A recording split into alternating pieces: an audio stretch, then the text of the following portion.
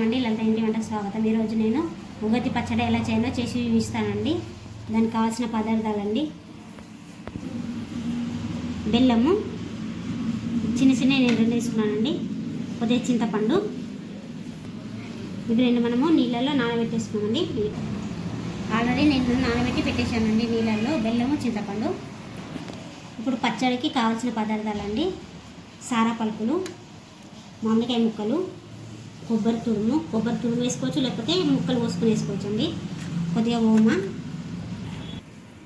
గసాల, సోంపు, మిరము, ఉప్పు అండి. ఇప్పుడు తయారయ్యే విధానం చూపిస్తానండి. మనము చింతపండు బెల్లం నానబెట్టుకున్నాం కదండి, ఇట్లా వడపోసుకొని రసం తీసుకోవాలండి. దీంట్లో సారా పలుకులు, సోంపు, గసాల, కొద్దిగా ఓమ. మీకు వేప పువ్వు చూపించలేదండి, వేప పువ్వు, మామిడికాయ ముక్కలండి, కొబ్బరి తురుము, కొద్దింత ఉప్పు,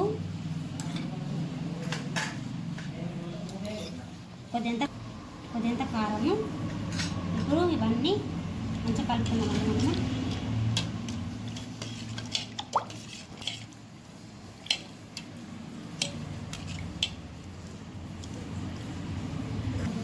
ఇప్పుడు పచ్చడి రెడీ అయిపోయింది కదండి, దీన్ని ఒక గిన్నెలోకి తీసుకున్నామండి.